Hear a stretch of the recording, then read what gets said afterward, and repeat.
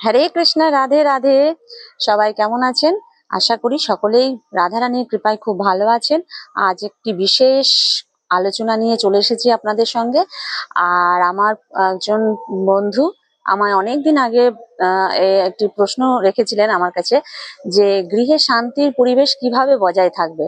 অর্থাৎ আমাদের অনেকেরই গৃহে অনেক সময় শান্তি বজায় থাকতে থাকতে সেই শান্তি বিঘ্নিত হয়ে যায়।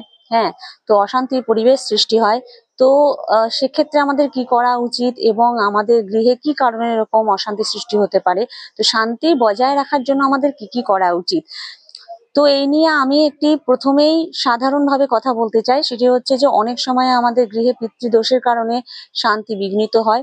অশান্তি অনেক সময় শুরু হতে পারে। সেটা শুধুমাত্র যে মানসিক তা বলবো না, শারীরিক দিক থেকে অনেক সময় সমস্যা হয় বা অনেক রকম সমস্যা দেখা দিতে পারে আমাদের গৃহে। তো সেক্ষেত্রে আমাদের কি কি করা উচিত সেই নিয়ে একটি ভিডিও আপনাদের আমি দিয়ে রেখেছি। তো আমার চ্যানেলে আপনারা অবশ্যই সেই ভিডিওটি দেখে নিতে পারবেন।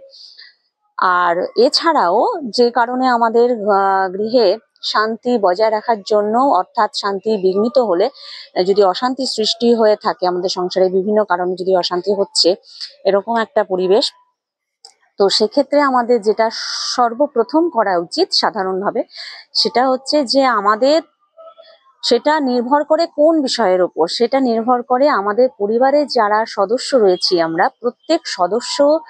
প্রত্যেক সদস্যদের মধ্যে কতটা ভালোবাসা রয়েছে এবং একে অপরের পরিস্থিতি বোঝার মতন কতটা ক্ষমতা রয়েছে, সেটার উপরেই কিন্তু সেটা নির্ভর করে কিছুটা। তাদের মধ্যে কতটা ভালোবাসা রয়েছে সেটার উপরেও কিন্তু কিছুটা নির্ভর করে। কারণ এখন বর্তমান যা পরিস্থিতি, তাতে আমাদের বাইরে বন্ধুদের মধ্যে যতটা ভালোবাসা সম্পর্ক রয়েছে, সে ততটা সম্পর্ক কিন্তু আমাদের পরিবারের ভাই বোনদের মধ্যেও কিন্তু সেটা থাকছে না। এটা আমি বলবো না যে প্রত্যেক গৃহে হয়ে থাকে, এটা বেশিরভাগ ক্ষেত্রে আমরা লক্ষ্য করে থাকি। বেশিরভাগ ক্ষেত্রে আমরা দেখছি যে পরিবারে ভাই বোনের মধ্যে ভালোবাসাটা ততটাও থাকছে না যতটা হয়তো নিজেদের বন্ধুদের মধ্যে থাকে। নিজেদের মনের কথা নিজের বন্ধুদের সঙ্গে শেয়ার করলেও নিজের ভাই বোনের মধ্যে বা পরিবারের একে অপরের মধ্যে সেই সম্পর্কটা কিন্তু অনেক সময় হারিয়ে যায় বা থাকে না।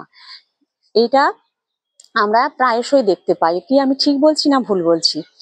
তো এইরকম একটা পরিবেশ আমাদের মধ্যে সৃষ্টি হয় তখন, যে একে অপরের মধ্যে যখন নিজের মনের ভাবটাই যখন আমরা প্রকাশ করতে পারি না, নিজেদের মধ্যে নিজেদের পরিস্থিতিটাই যখন বোঝাতে পারি না অন্য কাউকে, বা আমার অবস্থা অপর কেউ বুঝছে না বা তার অবস্থা আমি বুঝছি না, তখন গৃহে কিন্তু শান্তি নষ্ট হয়ে যেতে পারে। সেক্ষেত্রে কিন্তু শান্তির পরিবেশ থাকে না, তখন অশান্তির পরিবেশ সৃষ্টি হয়। তো এক্ষেত্রে আমাদের কি করা উচিত? এক্ষেত্রে কিন্তু আমাদের পরিবারের প্রত্যেক সদস্যদের মধ্যে ভালোবাসা, বিশ্বাস, ভরসা, মর্যাদা, এগুলো কিন্তু অবশ্যই আমাদের বজায় আছে কিনা সেটার উপরে নির্ভর করছে শান্তি। এবং তার সাথে নির্ভর করছে যে আমরা একে অপরকে কতটা বন্ধুর মতো ভাবছি, কতটা নিজের ভাব তার কাছে প্রকাশ করতে পারছি, সেটার উপরে নির্ভর করে। আর কিছুটা নির্ভর করে আমাদের কিছু বাস্তু টিপস রয়েছে, কিছু বাস্তু শাস্ত্র অনুযায়ীও আমাদের চলা উচিত। সেগুলিও মেনে চললে তবে গিয়ে আমাদের জীবনে কিন্তু শান্তি বজায় থাকবে। তো বাস্তুশাস্ত্রটাও কিছুটা নির্ভর করছে আমাদের শান্তির জন্য, এ কারণেই, কারণ আমরা অনেক সময় অনেক রকম ভুল করে থাকি। আমরা আমাদের ঘরের মধ্যে অনেক কিছু ভুল কাজ করে ফেলি, ভুলভাবে চলি। সেই চলার ভুলে এবং সেই ভুল কর্মের কারণে আমাদের অনেক সময় আমাদের মধ্যে শান্তির পরিবেশটা নষ্ট হয়ে যায় আর অশান্তির সৃষ্টি হয়। শারীরিক দিক থেকে অনেক সময় যদি আমরা অশান্তি ভোগ করে থাকি, সেক্ষেত্রে আমরা যে কাজগুলি করতে পারি ঠিক সেইগুলি আমি একটু বলবো। সেটা হচ্ছে যে প্রত্যেকেরই আমাদের কিন্তু প্রতিদিন তুলসী মঞ্চে জল দান করা উচিত। দেবী তুলসী রানীকে আমাদের প্রতিদিন স্নান করানো উচিত এবং প্রতিদিন সূর্যদেবকেও জল দান করা উচিত। এবং স্নান করে শুদ্ধাচারেই সেই কাজ করা উচিত। স্নান করে শুদ্ধাচারে আমাদের তুলসী রানীকে স্নান করাতে হবে এবং তুলসী রানীর কাছে আমাদের প্রার্থনা করতে হবে আমাদের শারীরিক সুস্থতার জন্য। এবং সূর্যদেবকেও আমাদের প্রতিদিন স্নান অর্থাৎ জল দান করতে হবে, এবং সেটা তাম্র পাত্রে আমরা জল দান করব সূর্যদেবকে, আর আমরা আমাদের শারীরিক সুস্থতা তার কাছে প্রার্থনা করতে পারি। এর মাধ্যমেও আমরা কিন্তু শারীরিক দিক থেকে অনেকটা উন্নত হতে পারি যদি আমরা কোনো শারীরিক অসুস্থতায় ভুগছি। তো সেদিক থেকে আমরা অনেকটাই কিন্তু উপকৃত হব। এবং আমরা হনুমান চালিসা পাঠ করতে পারি বাড়িতে, যার ফলে কিন্তু আমাদের রোগ শোক অনেকটা দূর হয়ে যায়। এবং আমরা শিবলিঙ্গে প্রতিদিন জল ঢালতে পারি এবং মহেশ্বরের কাছেও আমরা মহামৃত্যুঞ্জয় মন্ত্র জপ করতে পারি ও মহাদেবের কাছে আমরা আমাদের শারীরিক সুস্থতার জন্য প্রার্থনা করতে পারি। তার মাধ্যমেও কিন্তু আমরা একটা অনেক সুন্দর ফল লাভ করে থাকি। এই গেল আমাদের শারীরিক অশান্তি থেকে মুক্তির উপায়। এবার আমি বলবো যে অনেক সময় স্বামী স্ত্রীর মধ্যে মতবিরোধ দেখা যায়। স্বামী স্ত্রীর মধ্যে যদি কোনো অশান্তি বা মতবিরোধ প্রায়শই হচ্ছে, সেক্ষেত্রে আমি যেটা বলবো, আমি যেটুকু আপনাদেরকে বলতে চাই সেটা হচ্ছে যে আমরা প্রতিদিন যে সূর্যদেবকে জলদান করছি, তাম্র পাত্রে সূর্যদেবকে জলদান করছি, সেই তাম্র পাত্রে জলের মধ্যে গুড় মিশ্রিত করে সূর্যদেবকে জলদান করতে পারি। গুড় মিশ্রিত করে যখন সূর্যদেবকে জল দেব, তখন ভগবান সূর্যদেবের কাছে আমরা প্রার্থনা করব যে সূর্যদেব যেন আমাদের স্বামী স্ত্রীর মধ্যে সম্পর্কটা গুড়ের মতো মিষ্টি করে দেন। তো এইভাবে আমরা সূর্যদেবের কাছেও আমরা আমাদের স্বামী স্ত্রীর এই সম্পর্ক সুন্দর মিষ্টি করে তোলার প্রার্থনা করলে আমরা অবশ্যই সেই অশান্তি থেকে মুক্তি পেতে পারি। এবং তার সাথে আমাদের গৃহে বিভিন্ন কারণে নেগেটিভ এনার্জি প্রবেশ করে থাকে, যার কারণে এসব বিভিন্ন রকমের রোগ শোক বা অশান্তি এসব সৃষ্টি হয়। তো সেক্ষেত্রে আমাদের প্রতিদিন বাড়িতে একটি করে অবশ্যই কর্পূর জ্বালানো উচিত। তো সাধারণভাবে আমরা কর্পূর জ্বালিয়ে শুধু রেখে দেবো তা কিন্তু নয়, আমরা ভগবানকে এই কর্পূর দ্বারা আরতি করব।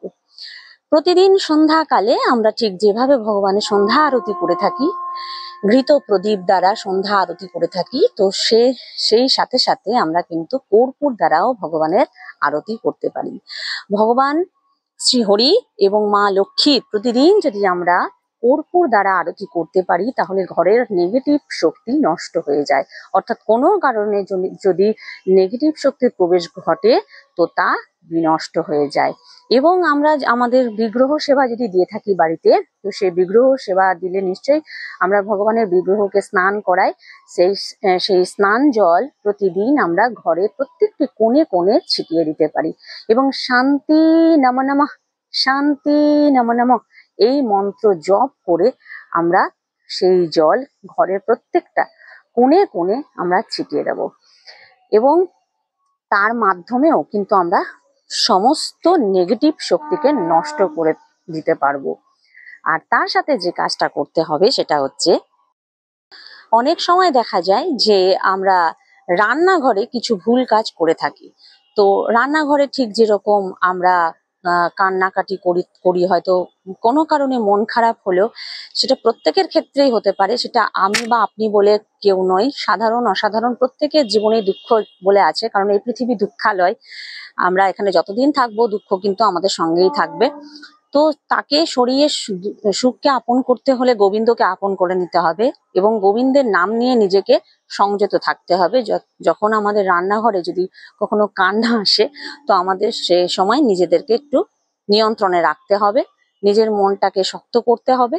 এবং আমরা কখনোই রান্নাঘরে কেঁদে মা লক্ষ্মীকে অসন্তুষ্ট করব না, আমরা লক্ষ্মী নারায়ণকে স্মরণ করব, তাকে ডাকবো এবং কখনোই রান্নাঘরে চেঁচামেচি করে পরিবেশ নষ্ট করব না। গৃহের মধ্যেও নিজেদের মনোভাব প্রকাশের জন্য বা নিজের মতকে বিজয় লাভ করানোর জন্য এমন চেঁচামেচি করব না বা এমন চিৎকার করব না যেটাতে আমাদের ভগবান রুষ্ট হয়ে যান আর আমাদেরকে ছেড়ে চলে যান। তো সেরকম পরিবেশ আমরা করব না। তো সেই জন্য আমরা চেষ্টা করব সেই দিকটা লক্ষ্য রাখার। এবং রান্নাঘরে আমরা যে নুনের পাত্র ব্যবহার করে থাকি, সেই নুনের পাত্রে আমরা অবশ্যই একটি লবঙ্গ ব্যবহার করতে পারি। অর্থাৎ রান্নাঘরে এক ভর্তি যে নুনের পাত্রটি, সেটি অবশ্যই কাঁচের হওয়া দরকার এবং সেই কাঁচের নুনের পাত্রের মধ্যে ওপরে অবশ্যই একটি লবঙ্গ সবসময় রাখা উচিত। এটার মাধ্যমে কিন্তু রান্নাঘরে যে নেগেটিভ শক্তি অনেক সময় চলে আসে, সেই শক্তিটা কিন্তু নষ্ট হয়ে যায় এবং পজিটিভ শক্তি কিন্তু আবির্ভাব ঘটে। আরেকটি কথা, আমরা খাওয়া দাওয়ার পর সে এঁটো বাসন কোসন আমরা রান্নাঘরে বোঝাই করে রেখে দেব না দীর্ঘ সময়ের জন্য। কারণ এই যে এঁটো বাসন কোসন দীর্ঘ সময়ের জন্য রান্নাঘরে পড়ে থাকে, তো সেক্ষেত্রে কিন্তু নেগেটিভ শক্তি সেখানে প্রবেশ করতে পারে। অনেক সময় দেখা যায় রাত্রিবেলাতেও খাওয়া দাওয়ার পর সেই এঁটো বাসন টাসন রান্নাঘরে দীর্ঘ সময় পড়ে থাকে, সারা রাত ধরে পড়ে থাকে, এবং সকালবেলায় সেগুলো আমরা পরিষ্কার করি। তো সেই সময়ে কি হয়, সেটা একমাত্র তখনই হতে পারে যদি শারীরিক ভাবে কেউ অসুস্থ, হয়তো সেখানে সেই সব বাসন পরিষ্কার করবার মতন তার অবস্থা নেই, সেক্ষেত্রে সে কিন্তু সেরকম অবস্থায় রাখতে পারে। এছাড়া কিন্তু কখনোই রাখা উচিত নয়। সুস্থ স্বাভাবিক অবস্থায় এই যে আমরা দীর্ঘ সময় ধরে এই নোংরা অবস্থায় রান্নাঘরকে ছেড়ে দিই, সেই সময়ে কিন্তু রান্নাঘরে নেগেটিভ শক্তি প্রবেশ করে, এবং সেই শক্তির কারণে আমাদের সংসারে অনেক সময় অভাব আসতে পারে, অশান্তি আসতে পারে। তো সেক্ষেত্রেও আমাদের সবসময় নিজেদের ঘর, নিজেদের শরীর যেভাবে আমরা পরিষ্কার পরিচ্ছন্ন রাখার চেষ্টা করি, ঠিক সেই রকম রান্নাঘরকেও সবসময় আমাদের পরিষ্কার পরিচ্ছন্ন রাখার চেষ্টা করতে হবে। ভগবানের নাম ভজন সবসময় আমাদের হৃদয়ে যেন চলা উচিত। আমরা অন্যান্য যে কোনো কর্ম করতেই পারি, কোনো কর্মই ছোট বড় নয়, বা কোনো কর্ম করতে ভগবান আমাদের বাধা দেননি। সব কর্মের সাথে আমাদের প্রতিদিন একটু হলেও ভজন অবশ্যই শোনা উচিত। ভজন আমাদের সঙ্গে থাকলে শ্রী হরির কৃপা আমরা অবশ্যই সবসময় সঙ্গে নিয়ে চলতে পারবো। কতটা আমাদের কাছে ধন আছে বা কতটা নেই সেই হিসেবে কিন্তু ভগবান আমাদের কাছে কতটা আছে আর নেই সেটা নির্ভর করে না। আমাদের কাছে সেটাই নির্ভর করে যখন আমরা নিজে থেকে অনুভব করি যে ভগবানকে যখন স্মরণ করতে পারছি, তো ভগবান আমাদেরকে কৃপা করছেন, বা ভগবান আমাদের স্মরণ করছেন বলে আমরা ভগবানকে স্মরণ করতে পারছি। ভগবান আমাদের কৃপা করেছেন বলে তার নাম আমাদের হৃদয়ে জেগে উঠছে। তো আমরা সবসময় এই দিকগুলো লক্ষ্য রাখবো। ঘরে অবশ্যই কর্পূর আমাদের জ্বালাতে হবে।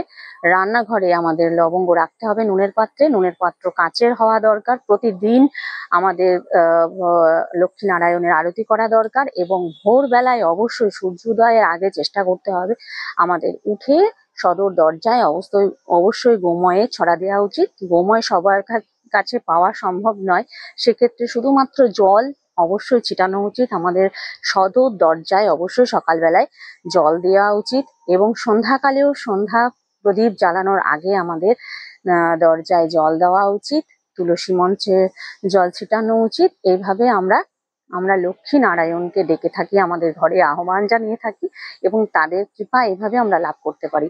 যখন কোনো গৃহে লক্ষ্মী নারায়ণের কৃপা এসে যায়, তখন সেখানে কোনো নেগেটিভ শক্তি আসার সাহস পায় না, সেখানে নেগেটিভ শক্তি আসতে কখনোই পারে না। তো আমাদের সেই দিকগুলো লক্ষ্য রাখতে হবে। প্রত্যেকটা দিক আমাদের লক্ষ্য রেখে চললে আমরা অবশ্যই কিন্তু শান্তি অনুভব করব। আর একটি কথা অবশ্যই মনে রাখতে হবে, আমরা কোনো কিছু পারি বা না পারি, আমাদের মধ্যে ভজন অবশ্যই মনের মধ্যে চলা উচিত। সাথে সাথে শান্তি নমঃ নমঃ এই মন্ত্র জপ আমাদের অবিরাম চালিয়ে যেতে হবে। শান্তি দেবী অবশ্যই আমাদের প্রতি তুষ্ট হয়ে আমাদের কাছে আসতে বাধ্য হবে। আরো একটি কথা আমি আপনাদের বলতে চাই, যে রান্নাঘর হলে লক্ষ্মী নারায়ণের আর এক মন্দির, তাই সেই মন্দিরে কখনোই অশুদ্ধ অবস্থায়, অশৌচ অবস্থায় প্রবেশ করা উচিত না। আমরা খাবার দাবার যা কিছুই বানাতে যাই বা করতে যাই, বা যা কিছুই স্পর্শ করি না কেন সেখানে, তো আমাদের শুদ্ধাচারে সেখানে প্রবেশ করা উচিত। অর্থাৎ কি, আমরা কোনো বাসি কাপড়ে সেখানে ঢুকে রান্না বান্না করে নিলে সেখানে কিন্তু আমরা লক্ষ্মী নারায়ণকে অসন্তুষ্ট করি। তো সেটা আমাদের কখনোই করা উচিত নয়, সেদিকটা আমাদের লক্ষ্য রাখতে হবে। এবং ভগবানের নামে আমরা যখন খুশি তখনই চোখে জল আনতে পারি, সেক্ষেত্রে কোনো বাধা নেই, নিষেধ নেই। সেক্ষেত্রে আমরা নিজেকে যদি বাধা দিই, তার মানে আমরা ভগবানের ভক্তির পথে নিজেকেই নিজে বাধা দিয়ে ফেলবো। সেক্ষেত্রে কোনো বাধা নিষেধ নেই, কিন্তু নিজেদের চাহিদার কারণে কখনো যদি আমরা রান্নাঘরে বসে কান্নাকাটি করি, সেটা হয়তো খারাপ হতে পারে।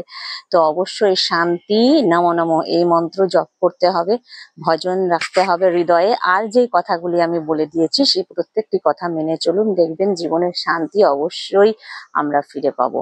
রাধে রাধে।